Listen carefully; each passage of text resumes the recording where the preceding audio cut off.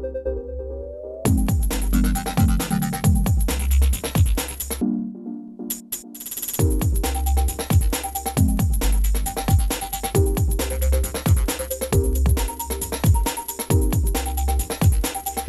evening, and thanks for joining us for Great Lakes Now. I'm Christy McDonald. The future of the Great Lakes is the focus in Detroit. For the first time, national and local agencies, along with environmental groups, are all meeting here at the same time to get on the same page about restoration in the Great Lakes Basin. The headliners, the International Joint Commission, the Great Lakes Commission, the EPA, and Healing Our Waters. It's not easy, but Great Lakes Week is finally putting on the table the science, the policy, and solutions that affect millions of people around the U.S. and Canada.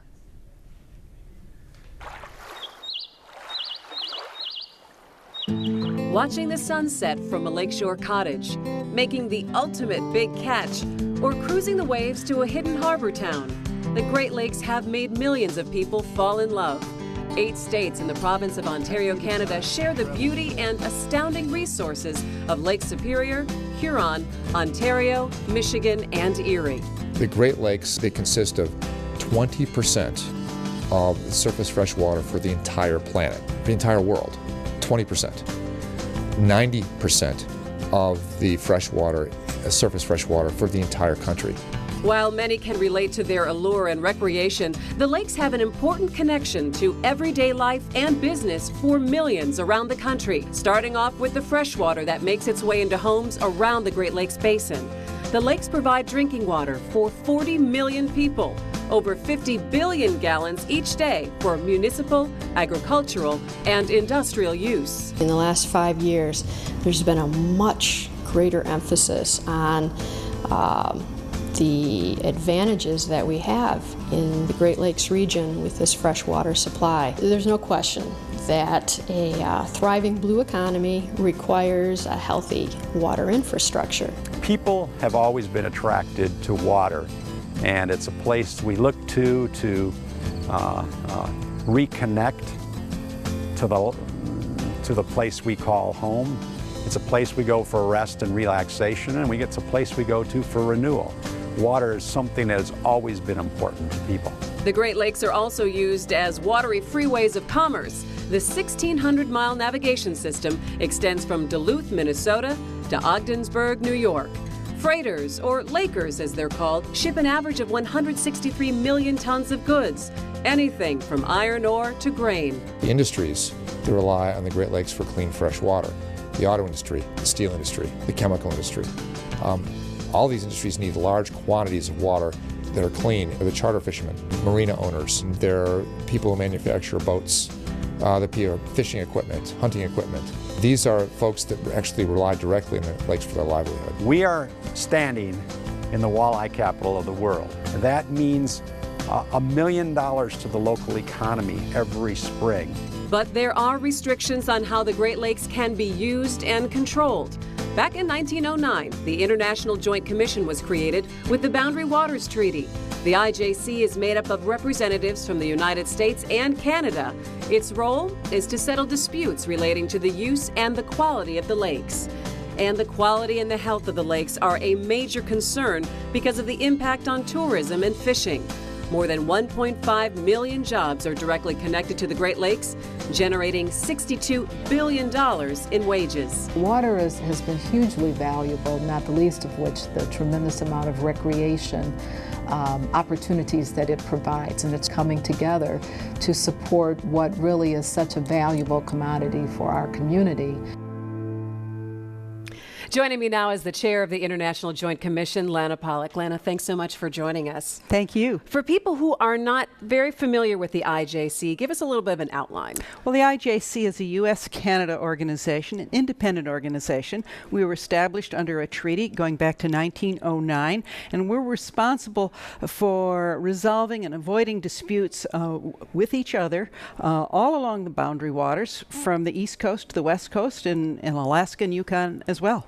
There are so many agencies and organizations that are working for the Great Lakes to restore the Great Lakes. What's the advantage of having them meeting all at once for the very first time? Well, I think it's really exciting because Collectively, we bring a great deal of expertise. Individually, we bring expertise, but it's bringing people together. We learn from each other. There's a lot of science going on here. A lot of the advocates are hearing from the scientists so that we're sure that we're presenting to the governments the very best information that science can provide. And on the other hand, the scientists learn some things from the local folks who experience the water firsthand on their beaches, shores, and when they go fishing. This is the IJC's biennial meeting. Can you tell us a little bit about what you've been working on over the last 2 years? Yes, we've been working on assessing what is the health of the Great Lakes. We're particularly interested in and concerned about aquatic invasive species, and it's not just the Asian carp. It's those little pesky mussels that have made such a big difference in the lakes. We're concerned about near shore. That is to say, what you develop along the landscape makes a big impact on the lakes. We want to understand that better. We're concerned about climate change, frankly, and the impacts on climate change as well. Fishery are the fish safe to eat?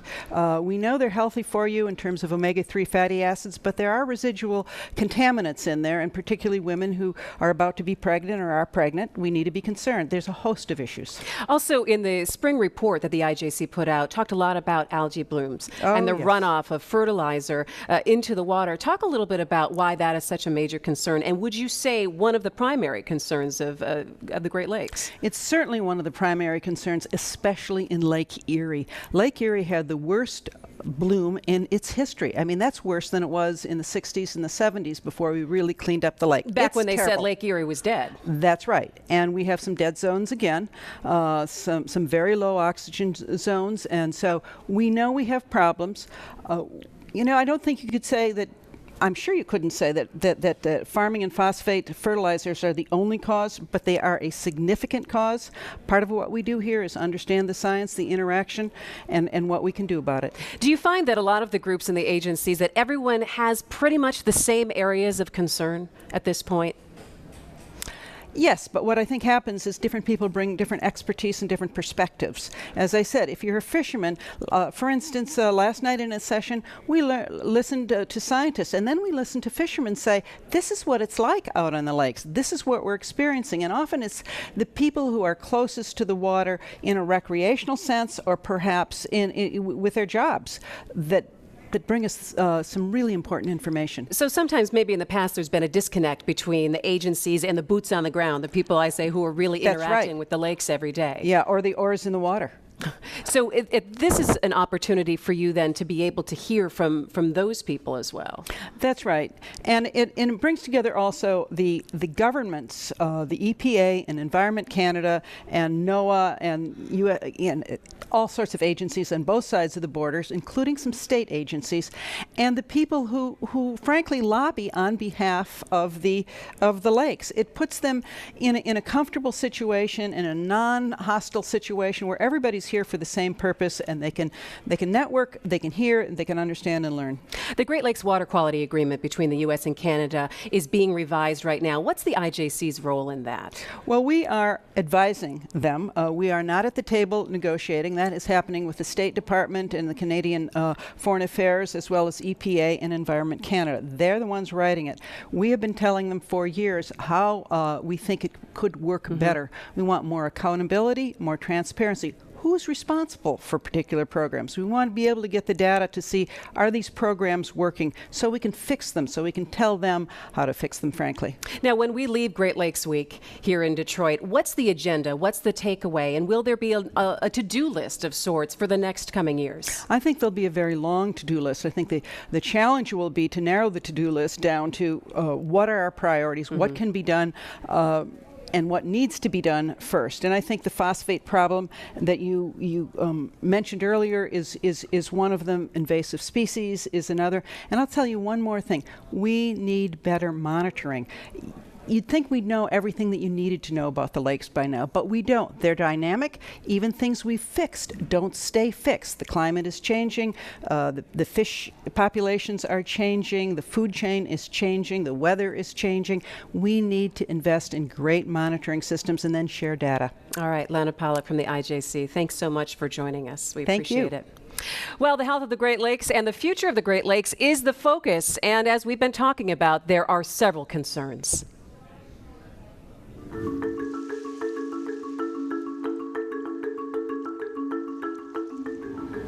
I remember going to the beach. I might have been 4 or 5 years old.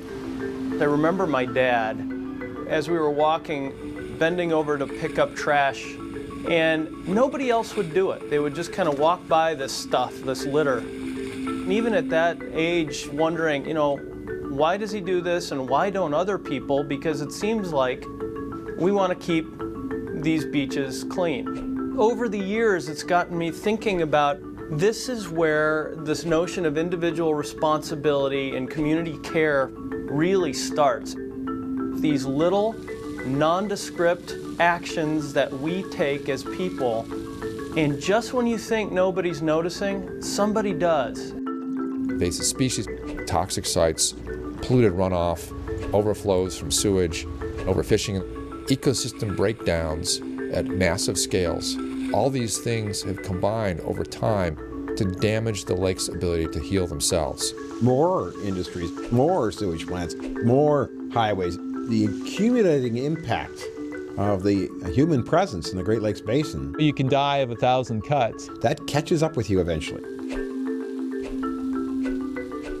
Every little cut doesn't seem to make a difference. It's accumulation of all of these 1,000 cuts. We can't wait until we see these massive problems, or we'll never have the time to fix them. We have to fix the problems before we can see them.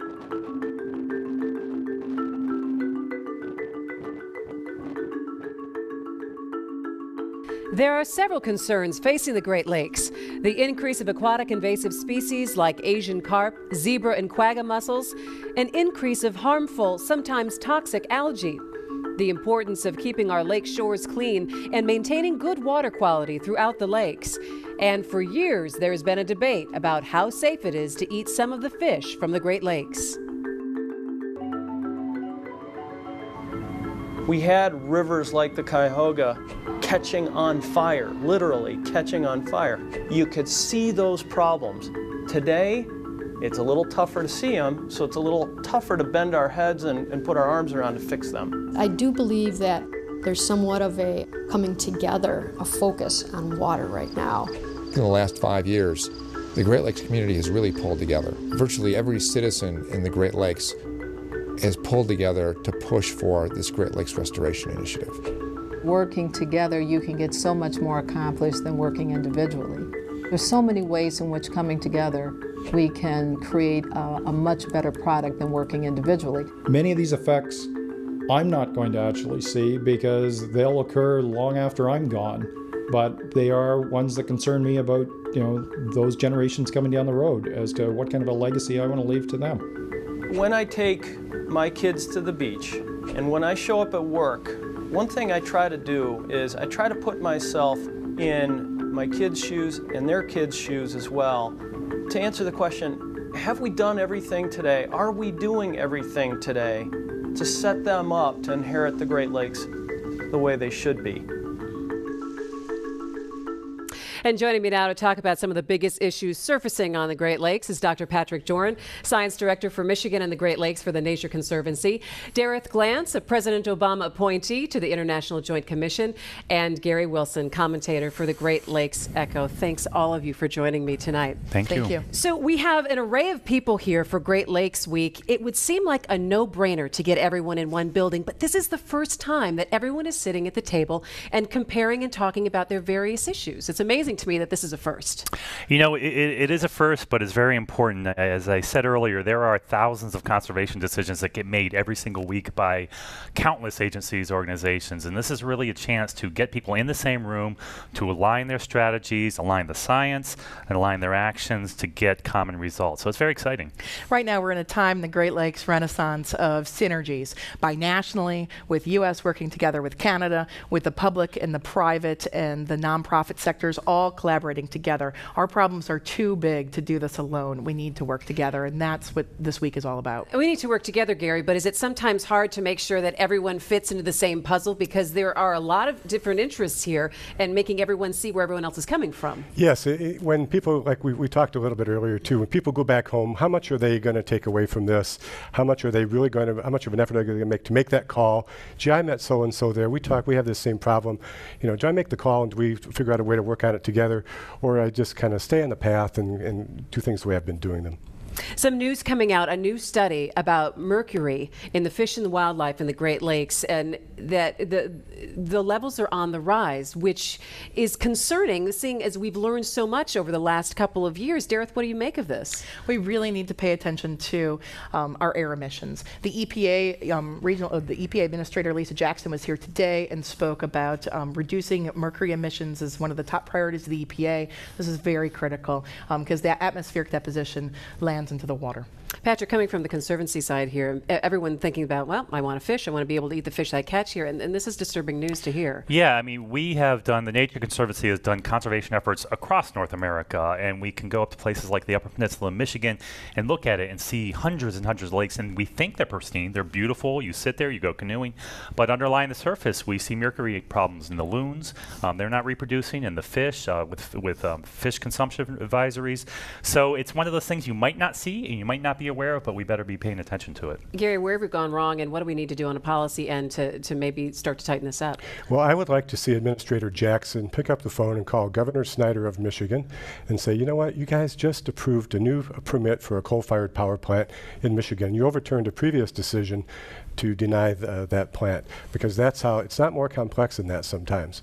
I know those conversations are hard to have, and sometimes due to protocol they don't happen, but if we're not going to make the hard decisions of denying these permits, we're never going to get the mercury out of the lakes. So this is where the politics come into the whole thing as well, and you have the Great Lakes Commission who is here and representing a lot of the governors around the Great Lakes Basin. Is that where some of these conversations can start to come in? Definitely. The local municipalities and the states are the incubators of innovation. That filters up to the federal government and requires action, and that's what we look forward to, strong rules coming out of US EPA so we can reduce the amount of mercury that's being loaded through the atmosphere into the lakes, and then it travels and biomagnifies through the food chain, which is why we have the fish consumptions. Go ahead, Advisor. But the thing is, we can't look for any kind of magic bullet. It's not just emissions reductions. We have to look for the kind of all the solutions, all the silver BBs, as opposed to the one bullet.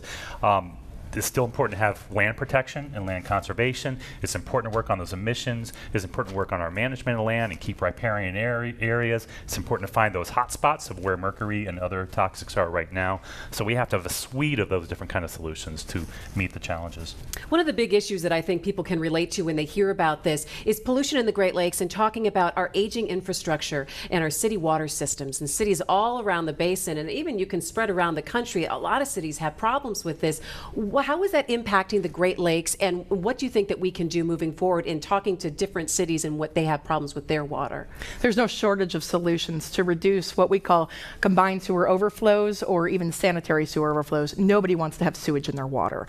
It's a public health danger, and one of the things that's happened as we've continued to sprawl outside of our urban core, we've just built the system larger and larger, and we don't have the existing tax structure to support it.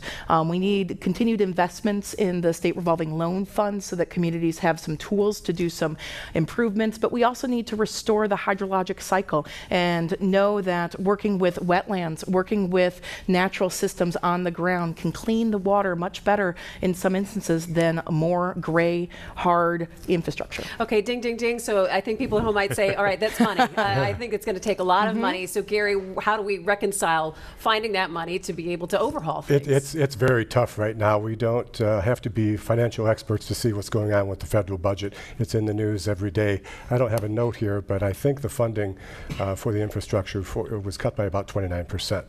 I don't see that changing, at least not until the election next year, when hopefully things will come back to a little bit more sane level financially. But one thing that people could do, you have in Wisconsin Representative Paul Ryan, who chairs the House Budget Committee. He has lakefront in his district. Call up Mr. Ryan and say, here's the issue. What are you going to do about it? And another exciting thing that's happening throughout the Great Lakes Basin in cities like Buffalo, Cleveland, and in Syracuse, which is in the subwatershed of Lake Ontario, we're actually requiring green infrastructure, this working with nature approach to meeting clean water standards. In many cases, it's saving communities money.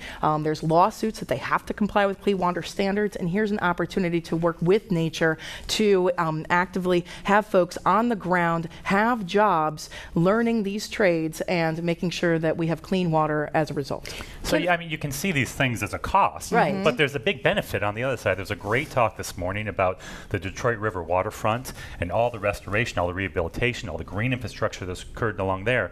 Detroit suffers a lot of problems, and oftentimes the environment's not #1 on that list, but they have decided that these investments are well worth it in the future. So it's not, I mean, you can see them as costs, right, but there are potential benefits way down the road. But isn't that part of it? You've got to try to get the public on board with this and be able to educate them about what's going on. You need people to value nature and understand the value that nature provides for their way of life, for their sense of place, for their industry, for their scenic beauty, for their spiritual beauty, for the recreational opportunities. And once we properly value nature, then some of these decisions maybe get a little bit easier. And it's a false dichotomy that the environment versus the economy. They're hand in hand, and you can see that firsthand right here in Detroit. I'm from Wayne County originally. I haven't been able to spend this amount of time here in about 10 years. And I mean, all the hotels are sold out. We're all here. I was able to walk on the waterfront this morning, and the riverfront is absolutely beautiful. And there's more business here than there has been in years past, and that's because the health of the Detroit River is coming back. Yep, absolutely. People are being drawn to the resource. All right, thank you so much for joining us as we continue our coverage of Great Lakes Week. You know, the lakes bring in millions of dollars in recreation. People travel here and they visit. Well, tonight we are going to send our crew from Under the Radar, Michigan for a look at some of the unique finds along the Great Lakes. You know, on our PBS show, Under the Radar, Michigan, we spend a lot of time on the Great Lakes, but how could you not? They're all around us. And I've lived on the lakes my whole life.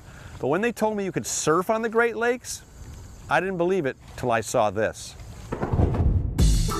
Third Coast Surf Shop is the place to go, and owner Ryan Gerard is the dude to see when you're ready to hang 10, Great Lakes style. I had no idea there were waves on the Great Lakes that were big enough or organized enough you could surf on. I've been doing that for 14 years, so I'm pretty sure it's real at this point. I wouldn't expect anyone to really know that unless you've seen it for yourself. Right.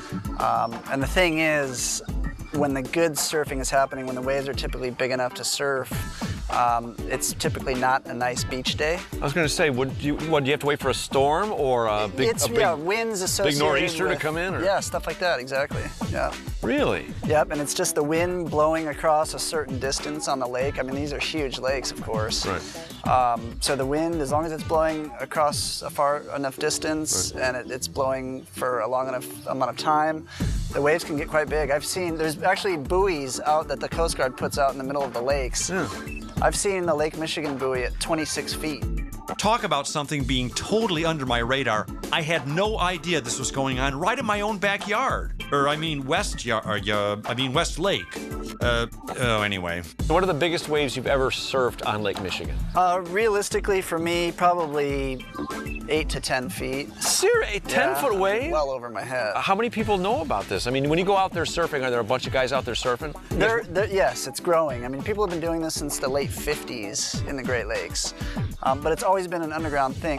That is, until our 11 billion UTR fans see this. Now, here's another reason we love to do the show Under the Radar, Michigan. There's an island about 20 miles in that direction. You can't see it because of the whole curvature of the earth thing, where you can take a boat ride, have an incredible dinner, and it's something I recommend you do because I did it. It's called Charity Island, a beautiful island right in the middle of Saginaw Bay. And if you want to go there, you gotta go by boat. There's a great sunset dinner cruise that you can take to the island, but we opted for a morning trip just to have a look around. It's about an hour boat ride out, but with the scenery, it's great. The air is clean, and there's a really good chance you'll have a close encounter with a Great Lakes super freighter. They're an awesome sight to see. As you get close to the island, you realize just how big it is. It's 222 acres with 3 miles of shoreline, and it's even got an 11-acre lake. When you arrive, you start to feel totally removed from civilization. All you hear is the quiet of the island. When anyone visits, they are greeted by Jack and Karen Wiltsey, who actually live in the historic Charity Island Lighthouse. We've gone all over exploring the Great Lakes, and one of my favorite places to do that is Michigan's Upper Peninsula, where we have what I believe to be one of the greatest natural wonders in the world. Take a look. The Pictured Rocks National Lakeshore. It's over 40 miles of 200-foot sandstone cliffs, waterfalls, and pristine beaches that meet crystal clear blue-green water.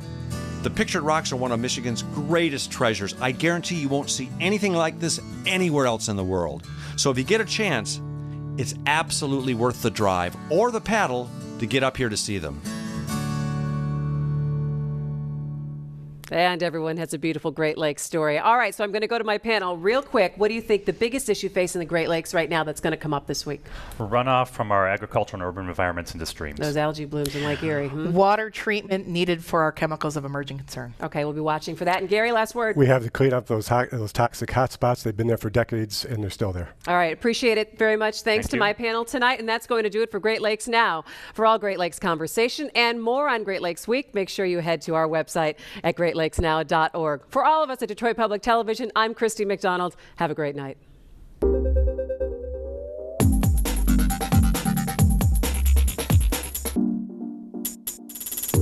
Great Lakes Now update is sponsored by the Fred A. and Barbara M. Erb Family Foundation, nurturing environmentally healthy and culturally vibrant communities in metropolitan Detroit, and supporting initiatives to restore the Great Lakes Basin. The U.S. Environmental Protection Agency.